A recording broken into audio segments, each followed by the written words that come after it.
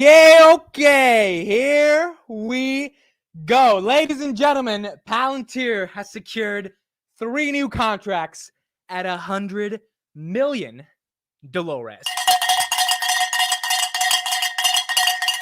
That's what I'm talking about. That's what I'm freaking talking about. This is what we do, baby. This is what we do. We get the deals. We don't consult for the deals. We consult with the people to give us the deals, and then we get the fucking deals. That's what we talking about. Let's go. Growth Stock Wizard, John Sarge, Tess, Austin, Mike, Palantir, Hotline, Kane, Frost. What's up, everybody? Thank you for being here. We've got a lot to discuss. I'm a little excited. I'm just a tad bit excited.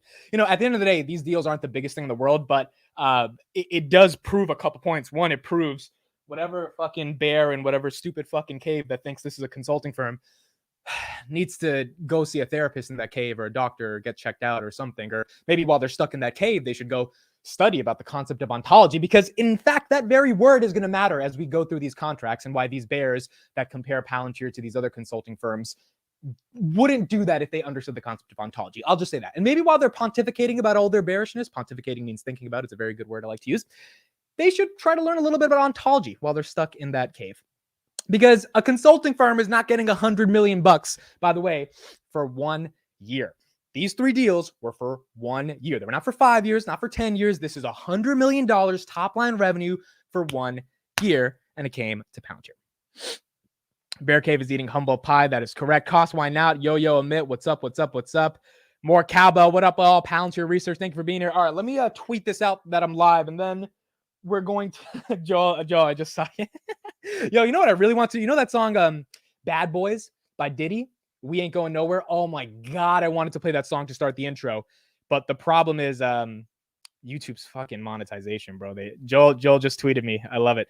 All right, let me tweet this out, and then we're gonna get started. This is some big news. This is not a little silly news. And it's definitely something to be excited before. And there's a lot of stuff to discuss here. So let's just get the YouTube link real quick. Here we go. Copy. All right. Twitter. And then we're going to get into these contracts, and we'll discuss also stock price action. Just absolutely amazing. Palantir shareholders meeting club live now. Let's actually do the stock first. Let's do the stock for a little bit, and then we'll get into the deals. Okay. Let's do the stock for just a little bit, and then we will get into the deals. Now, the Federal Reserve yesterday decided they were going to pause interest rates. As a result of that, growth stocks, which Palantir is one of, benefited from that, right? Because we don't want rates going higher. That is bad for growth stocks. Now, initially, the market sold off the news because the market was like, even though you're pausing now, you're going to do rate hikes later, which is basically what Jerome said. He said, we'll do rate hikes 2 before the end of the year. And then eventually the market realized that's absolute bullshit. That's not happening. What's going to happen is likely a continued pause as long as inflation continues to come down. And the market recovered today. Look at the S&P. Look at the S&P 500. It is at 442 Dolores. This is insane. This is insane. The S&P was at like 409. Let's look at the chart real quick. It was at, let me go to the 3 months. Just 3 months ago, this bad boy was $380. So if we do some quick maths, 442 minus 380 divided by 442, that's a 14% increase in the S&P. And again, that's a big index. It's hard for that to move. So the S&P is at 442. It's 30 points away from its all-time high at 478. And then you got Palantir at 1662. It broke through 16 today, and it stayed there in a pretty nice way. I mean, a lot of people expected Palantir to be in the $14 range now after kind of consolidated in the 15s yesterday, fell back down after the Fed FOMC thing. In the morning, it was down a lot. It was down to like 1501 or something like that, or 1520 after being at a high of 1596. And now it looks like it's going to close today at 1660, 40 cents away from $17. 16 is a massive resistance for Palantir, and we broke through it today. Now, granted, all AI stocks were up today, C3 AI as well, up 8%. So all AI stocks are benefiting, but this was pretty good news for Palantir. Okay, we'll get back to the stock in a little bit. Let's get into the main news right now, which is the deal. So I'm going to share my Twitter tweet that I made about it. And we'll go through I made a video on this, and I thought I was going to upload the video, but I'll just upload that tomorrow. And instead, we'll just go live and discuss it right now.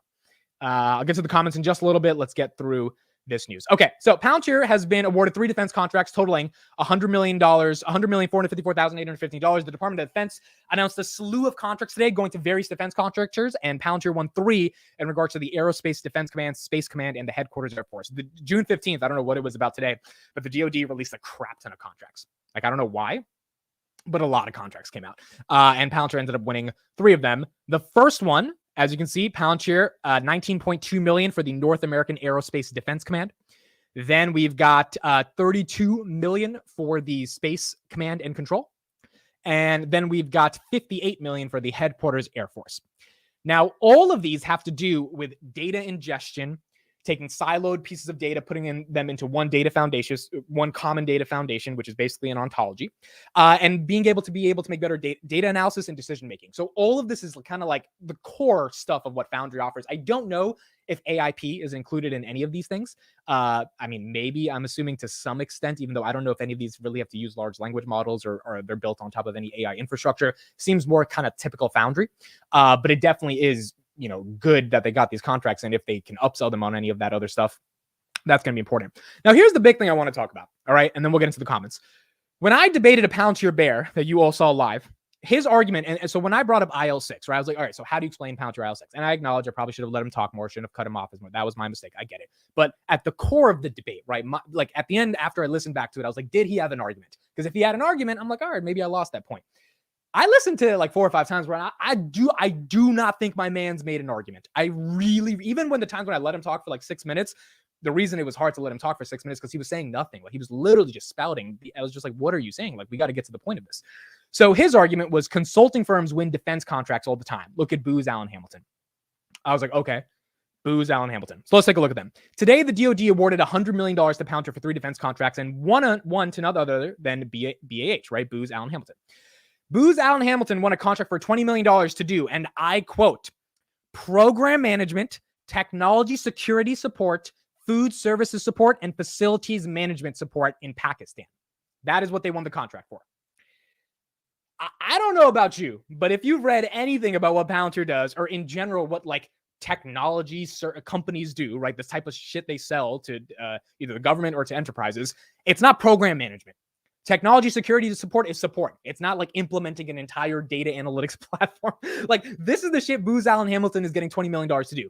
None of this has software margins. Program management support, you know, are you kidding me? Vital, important work. This is like important stuff for them to do. It's probably worth the money, but it's a service-based contract. They have to pay for all of the people that they're implementing within these services. It's fit for a services or consulting firm.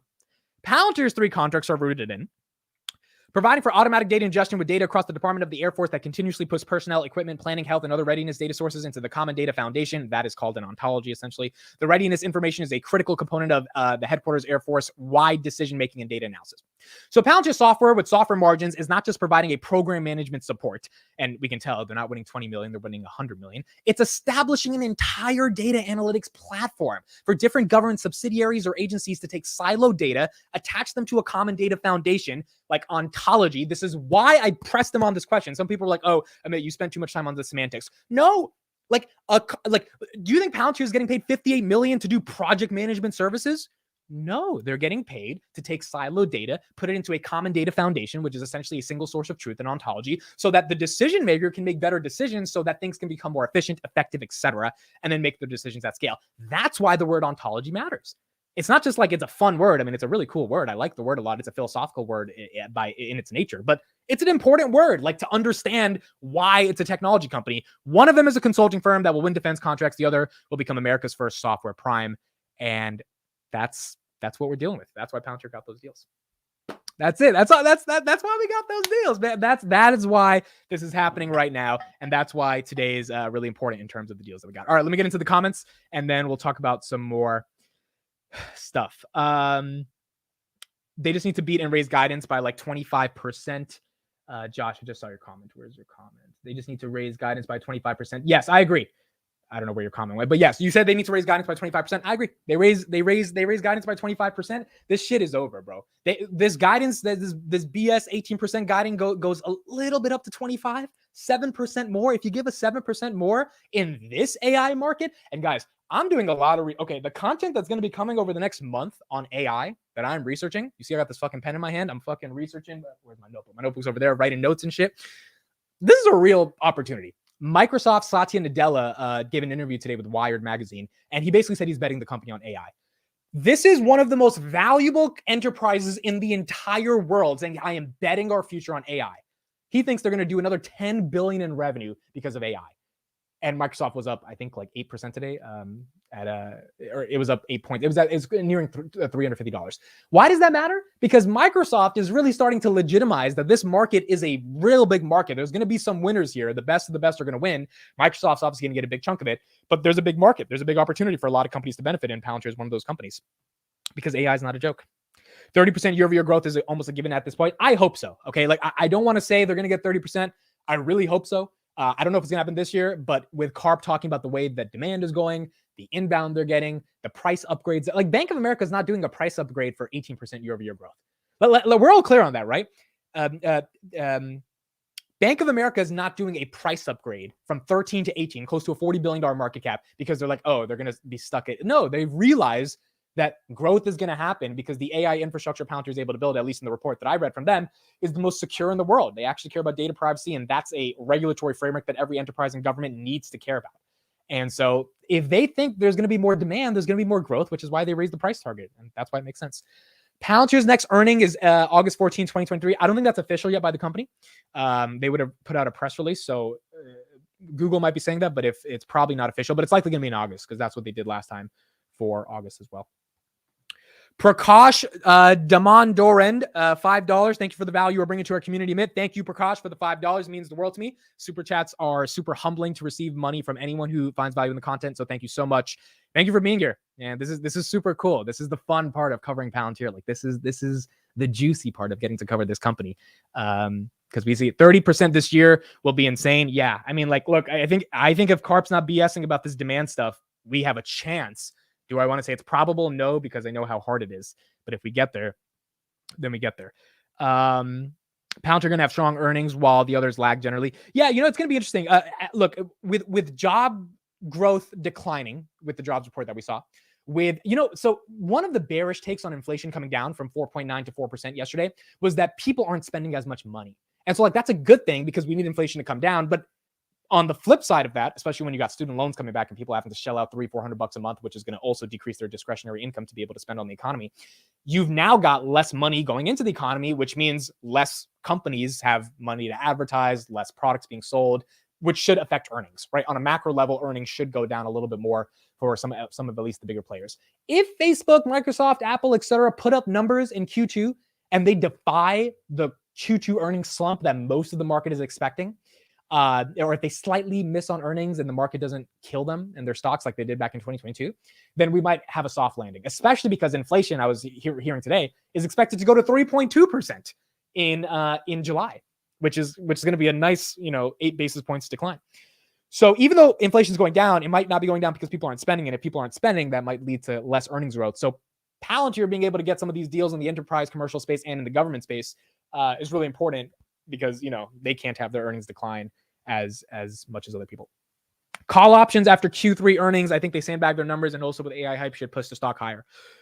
Well, we got to see Q2 first, right? We got to see Q2 numbers. I think Q3, Q4 will generally be better. Man, I'm thinking of getting some call options before Q2 earnings. I have not done it yet. No one follow me into that. Just because I said it, I'm thinking about it. I have not done it. I still think it's a little expensive right now. And I want to see some more like potential contracts or growth before I decide to do it. I might just do it as a YOLO, like 1 or 2 contracts, just be like, all right, fuck it. If it happens, happens. But I think Q2 still is on the disappointing end, because Q3, Q4 is where the growth is going to be. Q2 tends to suck for most software companies. So we got to get a little bit not ahead of ourselves and see what happens, but we'll see where Q2 goes. Are you still hoping to add more Palantir around $10 or $12? Or are you now switching off to I'd rather drop? No, 10 or 12, I'd add more, 100%. $10 or $12, I would absolutely add more. Look, here's the thing, right? I have been the most theoretically bearish on the stock price, even though I'm the most bullish on the company, and everyone in the on my channel can attest to that. I've been saying, bro, it's gonna go from 10 to 7 when it got to 7. When it went to 12, I'm like, it's going to 10. When it got to 14, I'm like, it's coming back to 12. And I've been wrong ever since. And I finally realized the reason I'm wrong. It's not because of FOMO. It's not because of market euphoria. Like I know people want to easily say that's the case, but that's not really the case. Like, you've really got to do the due diligence here to understand the market has changed.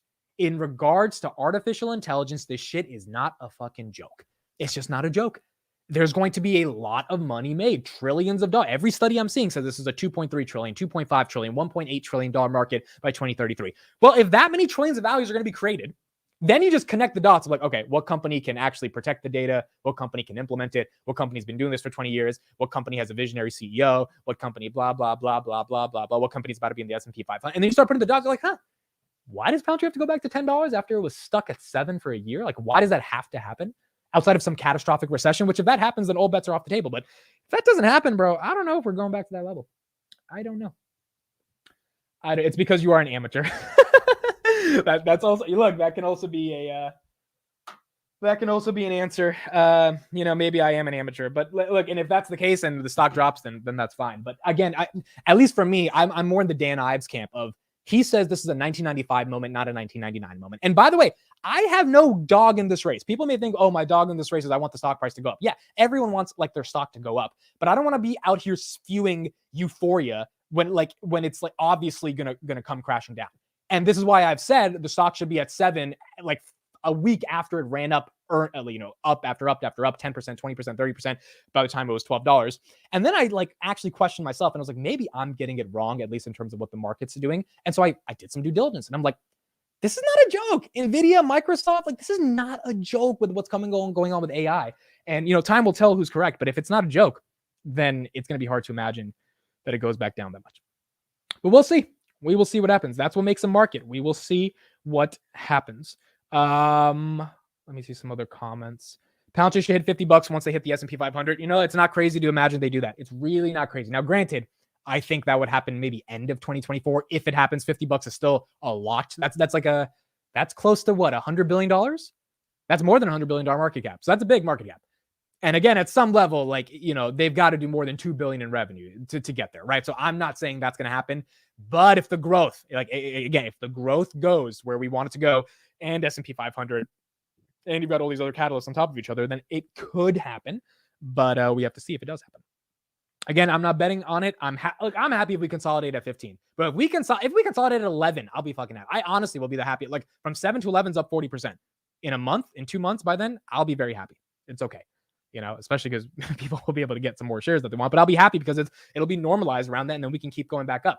Now, if we normalize around 13 to 15, I'm also very happy. If we keep going up 16, 17, 20, let it happen. And that's why I haven't sold, because I'm like, if it keeps going up, I'll enjoy the ride. If it goes back down, we'll get some on the dip. Cutting veggies right now. Yeah. What are you doing right now while you're watching me? Are you eating? Are you drinking? Are you smoking? Are you, I don't know, outside? Are you on the toilet? I want to know. What are you doing while you're watching me? Wait till they realize total remaining deal value is $4 billion. Yeah, it's at $3.6 billion. That's a great comment right now. And here's the other thing. Okay, so let's talk about this. Shyam Sankar, CTO of Palantir, who did an interview by the way today. I haven't listened to it yet.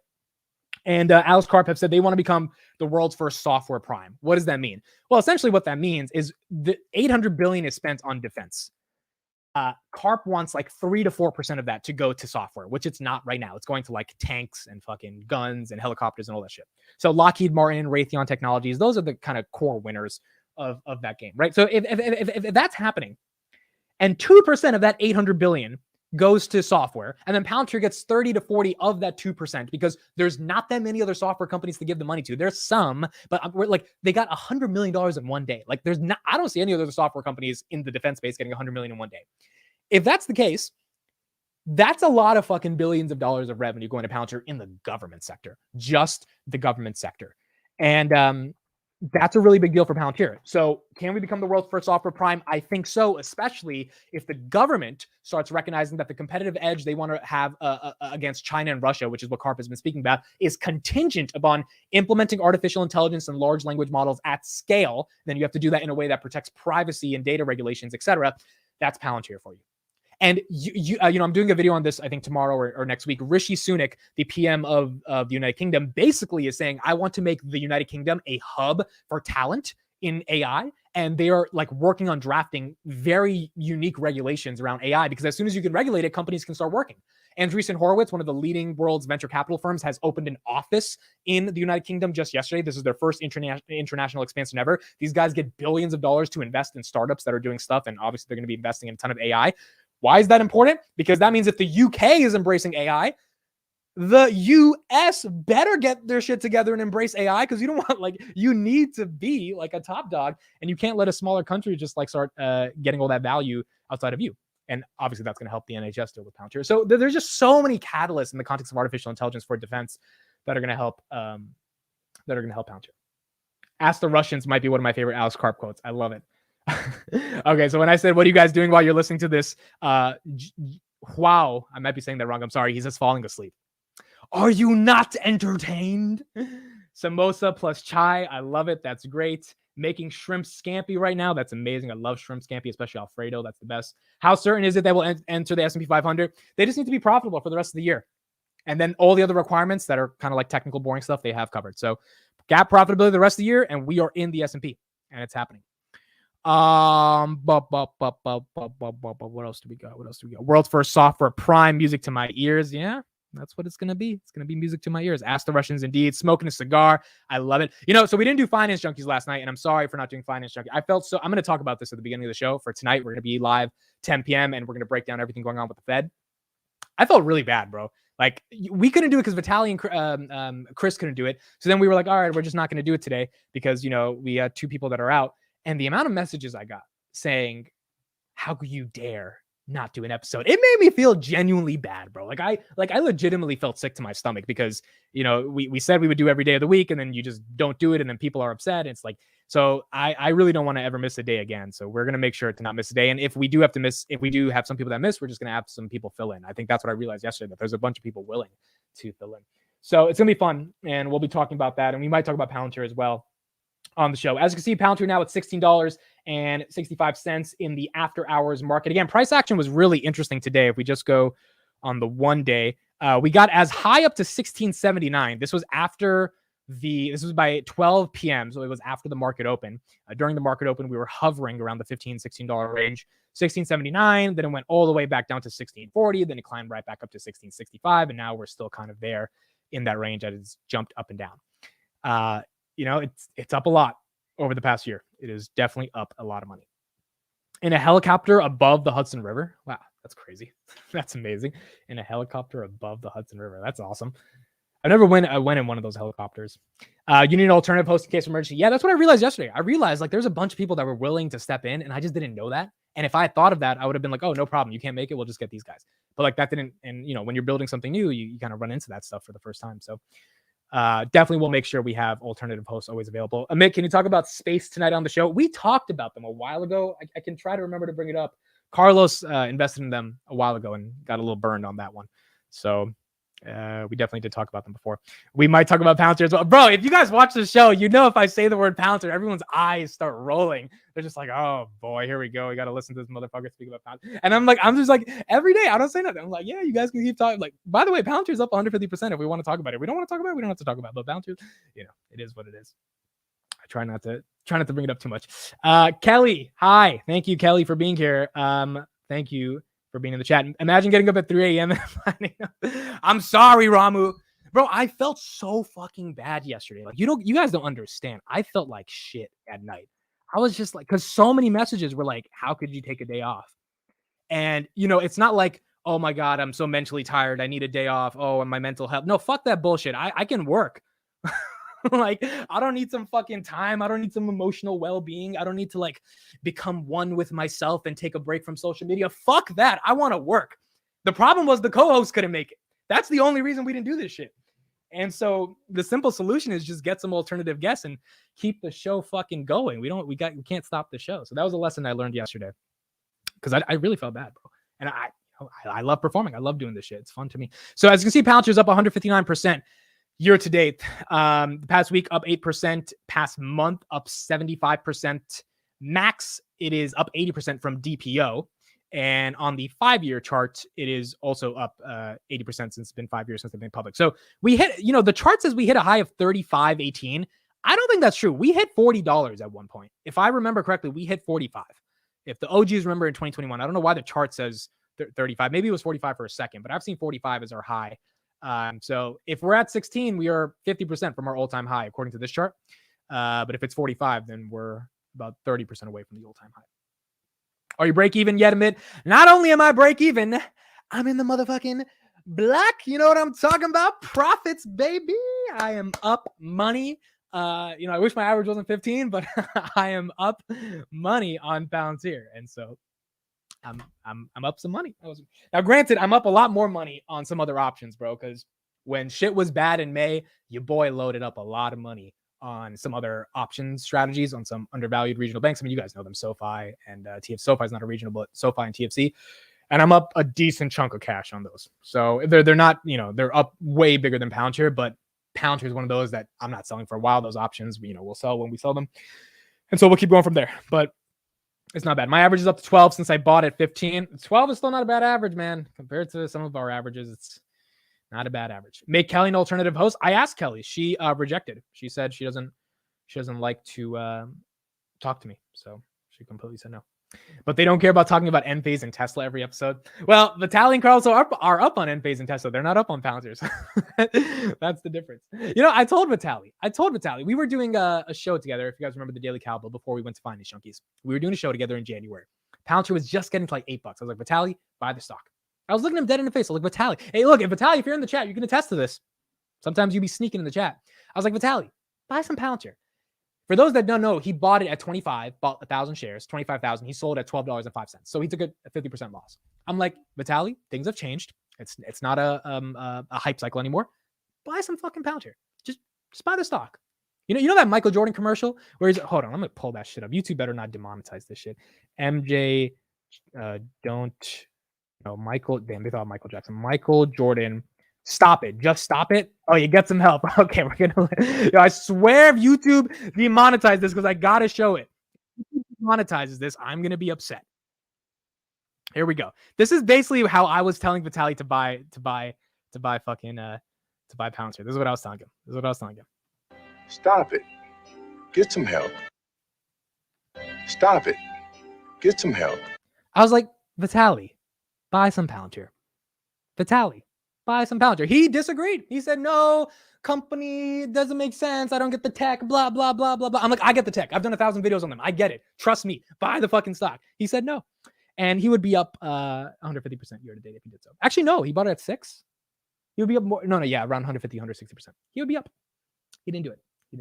Did you see that tweet from Chris about LXRX? I did indeed. I also have a WhatsApp filled with like 75 messages from Chris this morning about LXRX. He is doing due diligence on the company. This might be a company we talk about a little more publicly. We haven't gotten to any conclusions yet.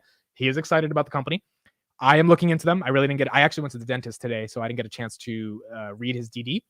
But our WhatsApp is filled with that shit. So I'm going to be reading it tonight, and then we'll go from there. Tanner is going live. You're hogging some of his viewers. That was not my intention. I love Tanner. I love him to death. I usually go live after him, but today I have a meeting at 8 o'clock, and then we have Finance Junkies at 9. By the way, Finance Junkies will be at 10 p.m. next week, which will actually be so much better, so then I can just go live at 9 p.m. And the news was breaking, so that's the reason why I'm live. By the way, if you guys don't know this, but I'm the one who encouraged Tanner to go live every day. We were talking last week privately, and I was like, bro, you need to go live every day on SoFi. I was like, and he said it on Twitter, like I'm copying what Amit said for me to do. And I was like, you will grow, you go live. People like hearing you talk about SoFi, just do it every day. And so now he's doing it every day. And that's awesome. How's your root canal doing? Root canal is doing good. Today I got some more filling, so it wasn't root canal stuff, but root canal was doing good. What's this about 100 million for Palantir? Okay, so for the people that are new here, let me share the tweet one more time. Palantir today received $100 million from various governmental agencies, 3 contracts. If you're not following me on Twitter, please follow me on Twitter at @MidIsInvesting. All the breaking news on Palantir will be there. Palantir has been awarded 3 defense contracts, $100 million from the Aerospace Defense Command, Space Command, and the Headquarters Air Force. All 3 of these contracts were for data as a service platforms. And they're all, maybe I forgot to mention this, or I mentioned this earlier in the stream. 1-year contracts. June 15th, 2024, the contract ends. June 15th, 2024, another contract ends. June 15th, 2024, another contract ends. So all these contracts, this was the biggest thing. I think people forgot to mention it. The contracts end on June 15th, 2024. That means they're 1-year deals, which is really good because when you got 1-year deals, that means it's not 100 million over 5 years. It's 100 a year, which is really, really good. That means they're getting the deals done and it's being stuffed in 1 year, which is awesome. Will cover demonetization costs. That was worth it. Yeah. I hope Stop It, get some help, doesn't demonetize the stream. But thank you, Troy. I appreciate the $5 super chat. It means a lot. Waiting on your DD to buy. Yeah, we're going to talk about NFX probably next week or Sunday, maybe. We've talked about it on the past, but not a deep dive. So we'll talk about NFX. I bought 1 share. It went up today on some news from the shareholder meeting. It went up like 8%. I don't know what was the news, but we will talk about it for sure and discuss it. Do you feel as strongly as Adam that Palantir will be as big as comparable to Apple, Google, and such? No, because I don't think Palantir is the consumer product yet. And I know this is the same argument everyone has been talking about, but like, look, unless they hit, what's Adam's been saying this in the context of like 30, 40 years. I'm thinking of 2033 because I've talked to him about this, right? And he's like, maybe in the next 30, 40 years, they come up with this type of app that is integrated in everyone's life and all this stuff. Maybe that happens. But right now for the enterprise space, think of them as Salesforce. And what's the market cap of Salesforce? CRM stock market cap of Salesforce right now is 206 billion. Palantir's at 30 billion. So that would be like a 8x from a little bit 6x from here, 6.5x. Obviously, it was much more if you bought it at $6-7. Do I think Palantir gets to 300 billion by 2030? I think so. I think it is possible. And if that happens, we have a 10x from here. That means what? That means fucking $15 goes to 150, which is not bad, man. Which is not bad. And that's not to account for all of the stuff happening in the world of AI and expanding markets, etc. I mean, we are like, again, if you have not used ChatGPT, just use the damn thing. Like it's crazy. Shit is changing. And as a result of that, it's going to create massive value for a lot of people. And so if that's the case, Palantir could end up doing really, really, really well. Amit, try and get Sasha as a guest. It is good to see if he's changed his mind, or let's hear his opinion. If you guys don't know this, let me share something with you. I actually, for those that are new to the channel, interviewed Sasha. Where's the podcast? There we go. I'm going to put it in the chat. You guys can watch it tonight. I interviewed him. Damn, we can't copy the link here. Okay, hold on. Chance of not. I interviewed him a year ago. Let's hear what he had to say, bro. I haven't even watched this in so long. I doubt he would care about talking about it today, but let's hear what he had to say. So this was about a year ago. Why did he invest in Palantir? Listen for a couple minutes. Speaking of things that challenge the status quo, Palantir. By the way, the blue wall in the back, that's a brick wall now because we did some reconstruction on the house. We got rid of the blue and now it's brick. Here, a company that I have a heavy position in, that I'm very interested in, that your audience may be interested in, well, and my audience. Why did you first initiate your position in Palantir? Well, I initially was buying relatively early on after they went public, just because I felt the price was relatively good for where the company was headed. It's kind of weird because with Palantir, I have a relatively positive outlook. Probably not the sort of like it's going to the moon, is going to become the next biggest AI company in the world, is going to like destroy Google, whatever. Like there's a lot of, with every investment that I make, it's kind of frustrating because AI, it might end up being that company, Sasha. Like I frustrate the bulls, if you like. I hate the term, but the bulls in that space because I am like super pessimistic in their opinion. But doesn't it make more sense why he sold right now? Even when he's talking about the company a year ago, he's talking with such like demise in his voice. So like it kind of makes sense. He never really it didn't seem like he actually gave a fuck about Palantir. You know what I mean? Like, or actually saw like the long-term vision. Also like completely the opposite perspective of what all the bears think about the stock. Right. And I think that the major difference is that I kind of evaluate the risks a little bit more and appreciate the risks. Like I recently made a video about Palantir where I literally spent the entire video highlighting all the actual like serious risks that the company has, because a lot of the time when I see people like have a negative view on a company, the stuff they say, there are negative things about every company, but the stuff they say is often like complete rubbish. And I was like, well, it's by the way, I love that word. I gotta use that word more. It's complete rubbish. It's rubbish. I love these fucking British words. It's rubbish, mate. It's all rubbish. Annoying that Bear Cave is rubbish, and his consulting argument is very rubbish. The narrative, even when they invite people on CNBC, say something negative about Tesla, and they just like completely make stuff up or say complete blatant lies or just like completely irrelevant points. I'm like, grossly overvalued. I just feel it's grossly overvalued. I can make like a 20-30 minute video just listing you massive problems that okay, why did he actually invest? He's doing this whole diatribe. Let me get here. Simple thing. If you actually like, people kind of say all kinds of weird things, but it's just a place where you aggregate data and kind of analyze it. I mean, I say it's like if you work in anything to do with data, it's like you have, you run a website or whatever, you have your Google Analytics data by the website, you have some metrics about some sales you have over there, you have some completely unrelated data that like the problem that most organizations have is they have huge amounts of data, but they can't do anything with it.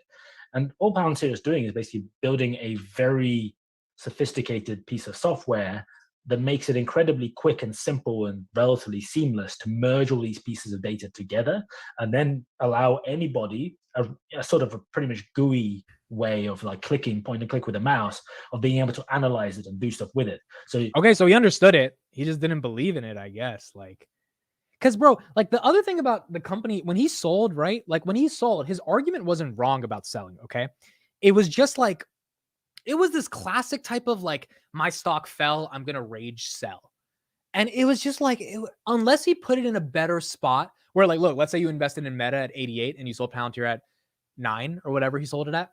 Congrats, you're up 3x. I don't think he did that. I think he put it into Fiverr, which is a company that's not done the best, even though he's been very bullish on Fiverr. And like that's whatever, right? You pick some stocks here and there. But to sell Palantir and all the potential inside of it at $9 because you didn't like one earnings call and not even giving them a shot. Because think about when a company has a bad earnings, it usually takes like a year to recover. Like unless you're like a big tech company where you can, and Palantir said we're not going to be profitable till 2025, all that shit, right? It took Palantir 2 quarters. Q2 2022, they sucked. Q3 2022, they were okay. That's when we got the low. That's when we got GAAP profitability. And then Q4 2023, or no, Q1 2023. So Q4 2022, we got GAAP profitability, which showed we were getting fiscally responsible, all that stuff. And then Q1 2023, we said we're gonna be fucking GAAP profitable for the whole year, like 2 quarters, and Palantir changed the entire narrative. And then the S&P 500 stuff came in place, which was out of our control, but that was all good. So like a lot of shit happened in 2 quarters. And if he had just waited 2 quarters, he would not only be break even, he would probably be up on his position because I think his average was like 12 or 13 or whatever. So yeah, it is what it is.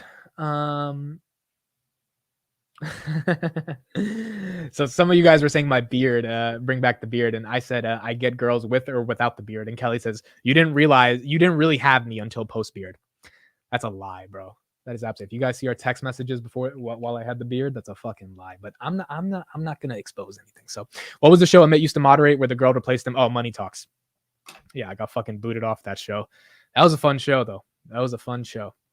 But I got the boot. Oh, I'm getting a call by our CNBC consultant, Mr. Steven. Steven, I'm live with 430 people. These contracts are pretty sick. What do you have to say about Palantir? You called right at the right time to our CNBC contributor analyst, Steve SoFi, because your name is Steve SoFi, my contact list. What do you have to say about Palantir getting $300 million deals in one day? Say that one more time. $300 million. Oh, sorry. There are 3 deals that equal $100 million. By the way, they're 1-year contracts. I don't know if you saw that. What are your thoughts on Palantir securing those deals today? I think it pretty much destroys Bear Cave's methodology about AI, Palantir being an AI imposter stock, considering the only opinions that should matter are the opinions of people spending money with the company and customer testimonials. My opinion shouldn't matter. His opinion shouldn't matter. Your opinion shouldn't matter. When you have Cisco Systems, when you have Jacobs Solutions, when you have HCA Healthcare all presenting at AIP conference, talking about what Palantir is doing for them from a software perspective, not a consulting perspective, and you have independent consulting agencies such as Gartner, Forrester, wherever you want to call them, putting out the research with which companies are leading the AI revolution, that is what you need to look at. And I say that it doesn't feel like they're an imposter, does it? No, man. And if you, I don't know if you had a time to read the actual contracts, but like it's about data ingestion, putting it into a common foundation, basically the ontology stuff. It's all the stuff that a Booz Allen Hamilton doesn't do. By the way, Booz Allen Hamilton also got a deal today, but that deal was for like project management. They got 20 million for like for setting up food service supplies and stuff like that. A typical consulting contract. And so I'm reading this, and you remember on that debate, he was like, "Oh, IL6 doesn't matter. Booz Allen Hamilton gets contracts." And I was like, "Are you fucking stupid, bro? Like, what the fuck is wrong with your like? What type of fucking dumbass argument?" I was like, "What are you saying, bro?" So, obviously, we don't have any insider information or anything, but if a company wanted to acquire Palantir, IL6 is one of the top reasons why they would want to do so. You want to tell people what you told me today earlier on the phone? It's in the top 5 reasons why somebody would want to acquire Palantir. I agree. Do you want to tell people what you told me today on the phone when we talked earlier about your overarching conviction in what you think Palantir is going to become over the next 10 years? Yeah, so let me tell you what I was actually going to tell you and the reason why I was calling. So we got cut off before we had to take a work call. My article that's coming out tomorrow on Seeking Alpha, I actually modeled out the rest of the year, which I didn't do in my last article for some reason. I really don't know why, but at the top end of Palantir's revenue range, they're going to have to get pretty close to $600 million in quarterly revenue in Q4, and I think they're going to surpass it. You think they're going to surpass what again? Say the number again. 600 million in Q4. I think they're going to surpass it. What is the year-over-year growth end up being if they do that? You're breaking up just a little bit. I said I don't know. I don't have any of that stuff open. I don't have my glasses. I should probably go get my glasses. Not to do the calculation. Okay, but yeah, 600 million in a quarter. I mean, that's big. That's big. What are you going to think? They did 525 in Q1. Top range of 2023, I think, is 2.2 billion.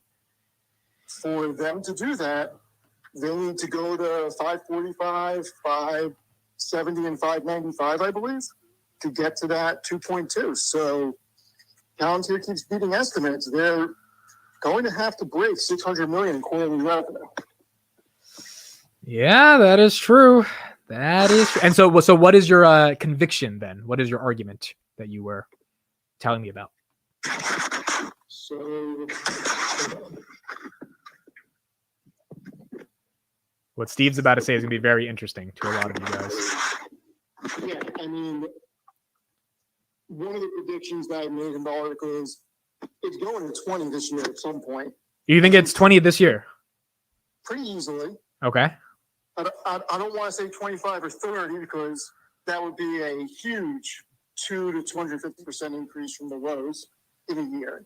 But it's going to 20, I think, minimum. Okay. And the more I look at this, and the more I read into what the most important and largest companies are saying, everybody from BP to Cisco. I mean, I put a lot of stock in what Cisco is saying. They're on the forefront of a lot of things that people don't realize. Same with Jacobs Solutions. I'm not changing my stance that this is going to be the second most important software company behind Microsoft over the next decade. I think you said this is going to be the second most important software company behind Microsoft over the next decade. That is your claim. Yeah, I mean, I've said that for the past year and a half, 2 years. I'm not changing that.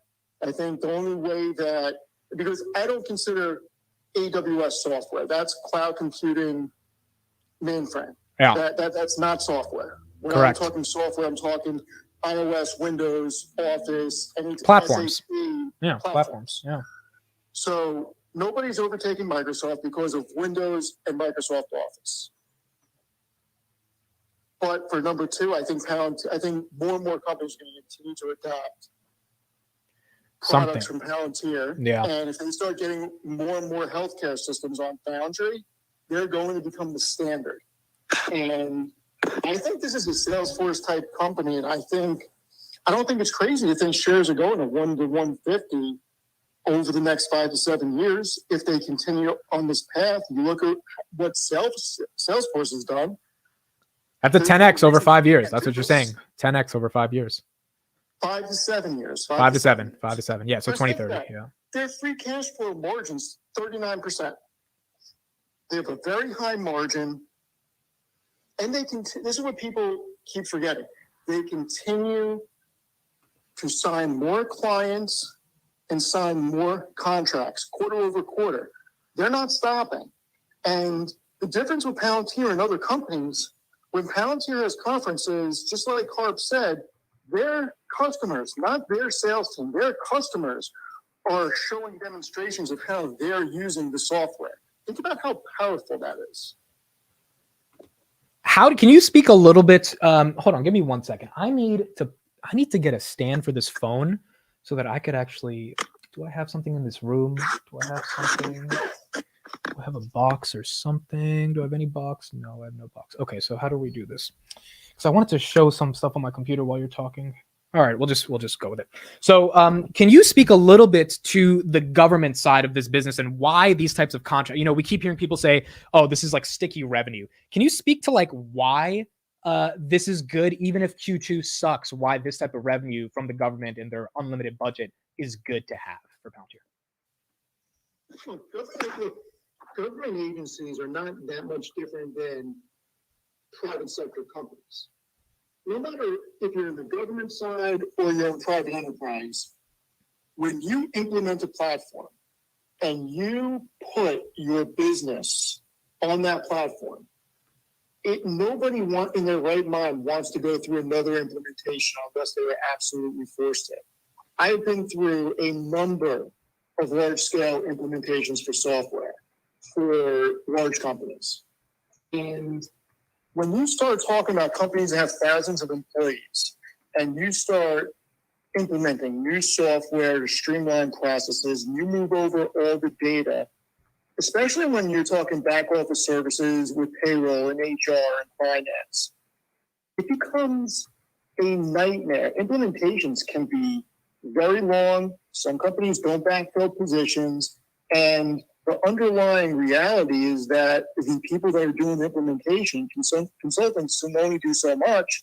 They're having to do two jobs, the regular function and making sure that the new platform comes online the way that they need it. Once a company does that, and then they start seeing performance increases, and they start seeing cost reductions and efficiencies, nobody's thinking about changing software platforms unless something goes very, very wrong. There is a monetary resource commitment to implementing software, and there's a staff time commitment that you never get those back. You can get back the monetary if you save enough money over 5 to 10 years. You can't get back the staff time. And business or government, nobody wants to go through more implementations unless it's advantageous to do so. When you start talking about these sticky contracts, Palantir just keeps building and building and building upon their contracts and getting more embedded in a government that has an unlimited budget. That is not a bad thing. And so, and so when you mean there's an unlimited budget, what basically you're saying is that not only are they going to procure the best software ever, which is pull up the military budget for 2024. I think it's close to $870 or $880 billion. I mean, that's an unlimited budget.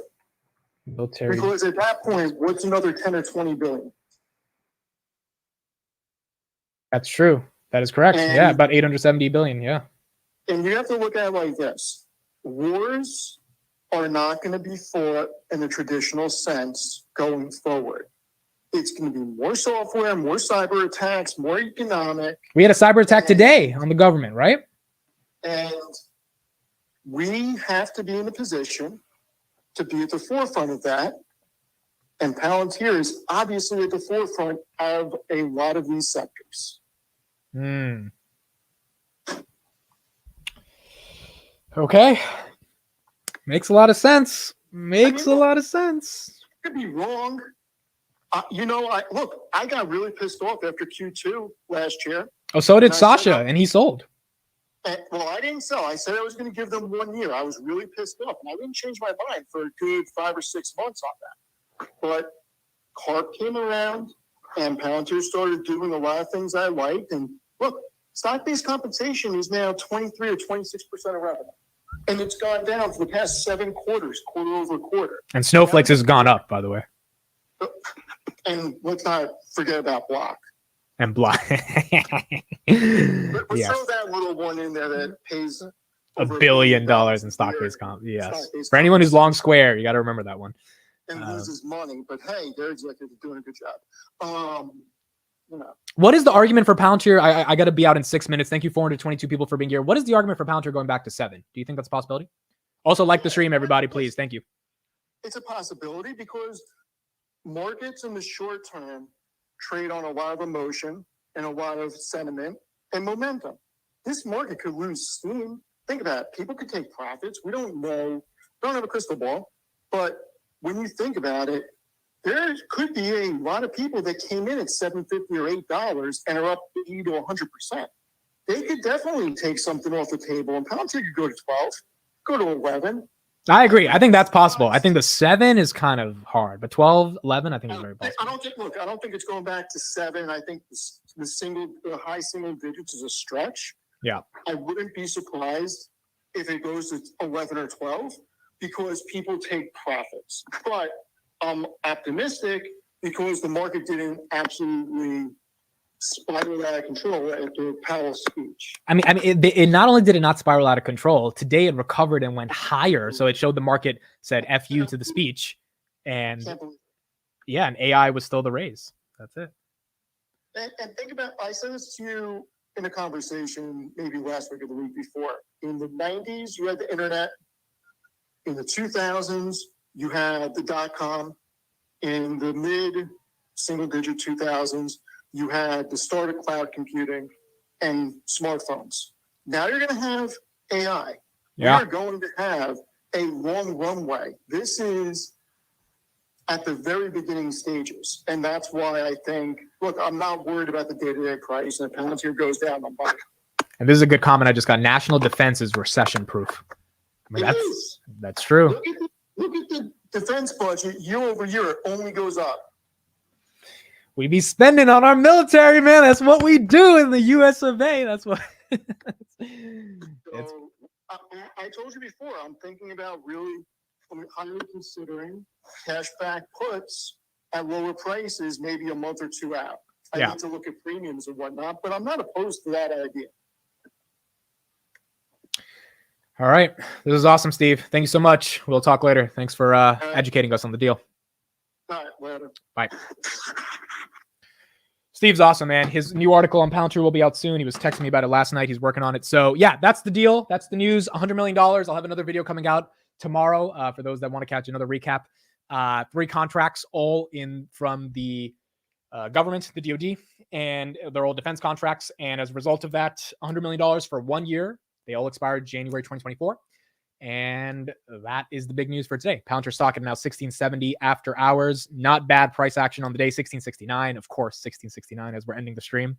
And that's pretty much it. All right. Thank you all for being here. I appreciate it. We've got Finance Junkies tonight where we're breaking down everything that has gone on with the Fed at 9 p.m. Eastern. I hope to see you guys there. Thanks so much. It means the world to me. Please follow on Twitter. Links in the description. Like the stream. It means the world. I'll see you guys in an hour. Bye, everybody.